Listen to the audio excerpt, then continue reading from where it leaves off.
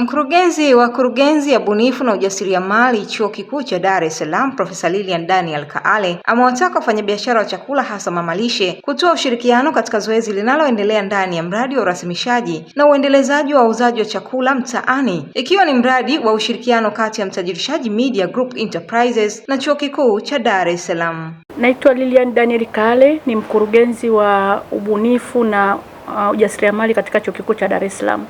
Hivi karibuni Chuo Kikuu cha Dar es Salaam na Mtajirishaji Media Enterprises tumeingia katika mashirikiano ya kufanya kazi kwa pamoja.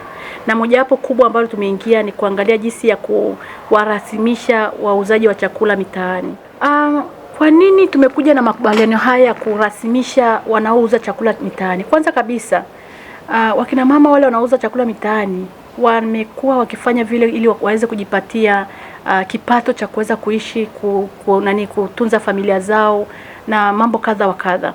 Sasa tukiweza kuwarasimisha, maana yake nini? Kwamba hawa kina mama tunaenda kuwapatia ujuzi wa kuweza kufanya biashara yao, kukuza kipato chao na kuwa na kipato ambacho ni endelevu.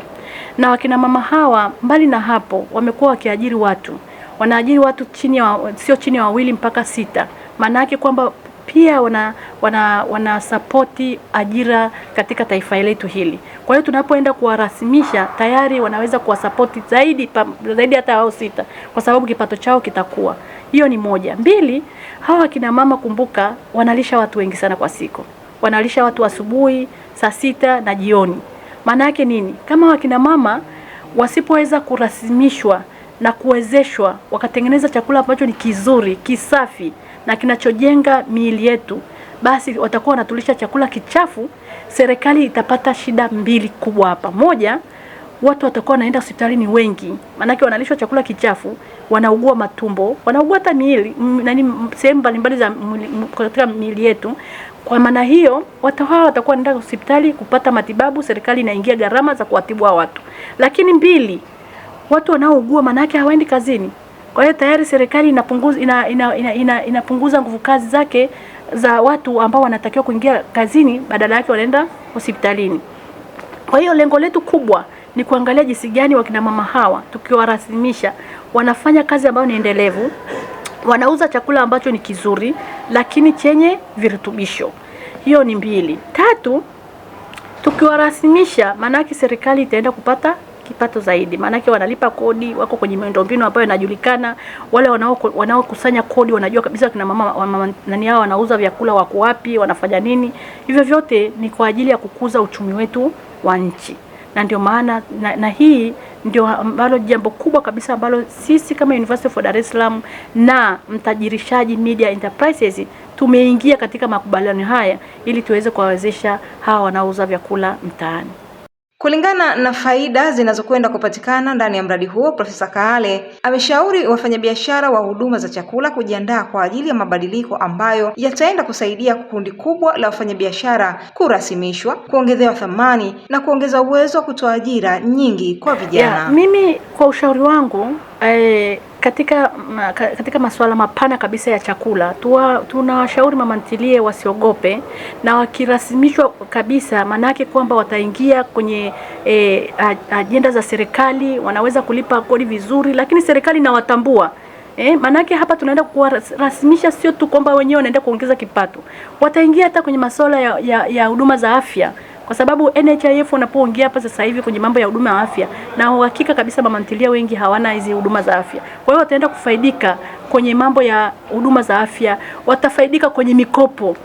Kumbuka hakuna mtu anaweza kuja kukupa hela bila kujua kabisa hizi hela nazipataje. Kwa hiyo mabenki kwa mfano kama NNB, makampuni kama ya simu ya Vodacom, makampuni kama ya UTT ambayo yanahusika na mambo ya hela, tayari hapa wakiona kabisa hawa mama ntilia wamerasimishwa, wako tayari kuwakopesha.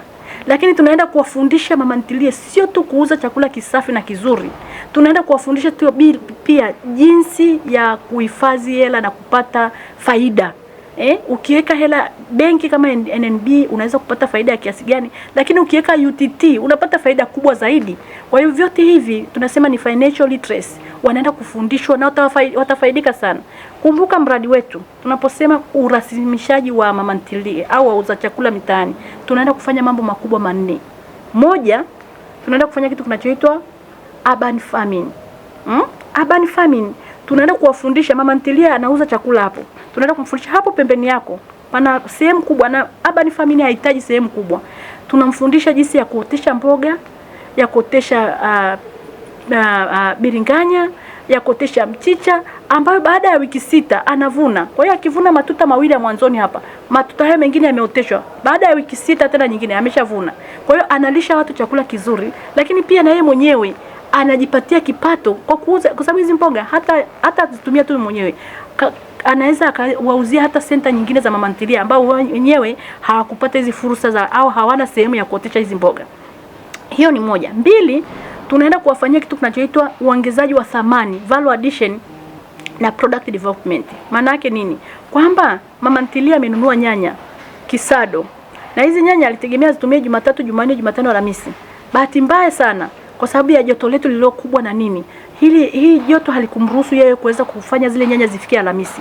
Sisi tunamfundisha jinsi ya kutengeneza tomato paste, tomato sauce, tomato ketchup.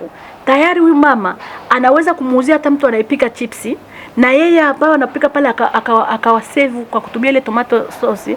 Tayari huyu mama amejipatia kipato kingine zaidi. Kwa hiyo tunasema revenue stream zaidi, nyingi zaidi, ambazo zimeongezeka mbali na kile chakula chake anachouza, lakini ameweza kupata faida ya mafunzo kutoka kwenye haya makubaliano kati ya University of Dar es Salaam na Mtajirishaji Media Enterprises, akaweza kupata mafunzo ambayo yanamfanya biashara yake ikae endelevu. La tatu tunaenda kulifanya ni hii mambo ya financial literacy. Mama ntilia ana shilingi 500,000. Hii 500,000 tunaenda kumsaidia kufanya business plan, kumuelekeza afanye nini, anunue material kiasi gani, aweze kufanya ile kuongeza thamani vitu gani na kadha na kadha. Na ya mwisho kabisa tunaenda kufungua hiyo platform mama ntilia ambao anaweza kuwasiliana na kujua nani ana mboga za majani. Tukisema sasa, tumesema tunaenda kuwaunganisha pia na masoko. Urafiki labda na Buguruni, aliyoko Ubungo au aliyoko Kinondoni, anaweza kuwa na wafanyabiashara kama 10 wanauza nyanya, wanauza ndizi, wanauza wapi. Wakajua kabisa hawa wafanyabiashara wameleta mzigo Urafiki. Yeye hana haja kupanda tena gari kwenda Urafiki. Hapana.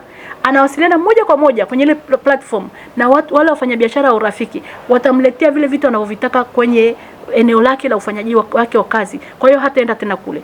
Kwa hiyo mimi nataka kuambia mama ntilie hivi, hiki tunachoenda kufanya kinaenda kuwafanya watakuwa watu ambao ni wanaweza kusupport biashara yao vizuri kabisa, wanaweza kufanya biashara ambayo ni endelevu, wanaenda kujulikana na serikali na kuwekwa katika system ya serikali sasa kama watu wengine wote ambao wako kwenye system ya serikali. Kwa hiyo mimi naomba watupe ushirikiano mkubwa kabisa, na sisi tuko tayari kuwasaidia ili waweze kuongeza kipato chao, waweze kutusaidia kupunguza matatizo yanayotokea. Kwa mfano, watu wamekula chakula kichafu, wataenda hospitalini mara nyingi, watashindwa kufanya kazi. Tayari tunasaidia taifa letu katika kukuza uchumi. Aidha, kupitia mradi huo wa urasimishaji wa biashara ndogo za chakula, Profesa Kaale amebainisha namna vijana wanavyoweza kunufaika. Na tumeweka lengo letu kwamba lazima tuwafikie 50% ambao watu tunaenda kufanya nao kazi lazima wawe ni vijana. Tunaenda kufanyaje ili tuweze kuwapata wa vijana? Kitu cha kwanza, wale ambao tunawafundisha jinsi ya kuwafundisha mama ntilie, tunaomba tunafanya na vijana kabisa. Na tunachofanya, tumetumia modo moja. Modo ya kwanza, tunachukua wafanyakazi wanafunzi ambao ni wa Chuo Kikuu cha Dar es Salaam, ongoing students ambao wako tayari kwenye masomo, lakini tunachukua ule mwaka wa mwisho.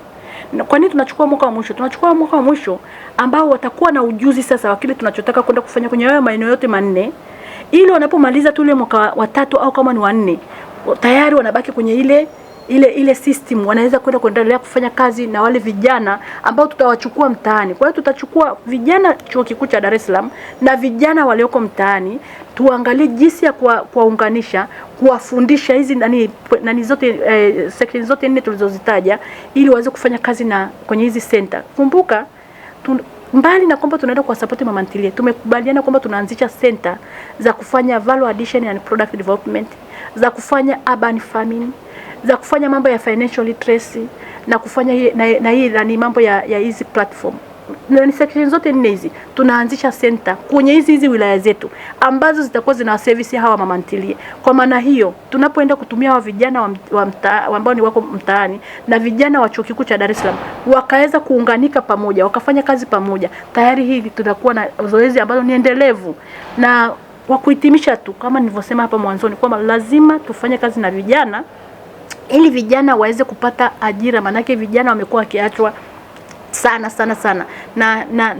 na lengo letu kubwa ni kuangalia sasa jinsi ya kusapoti vijana wetu angalau 50% ya watu ambao tunaenda kufanya nao kazi kwenye hii project yetu. Kutoka jijini Dar es Salaam, mimi ni Helena Onesmo, Tajirishaji Media.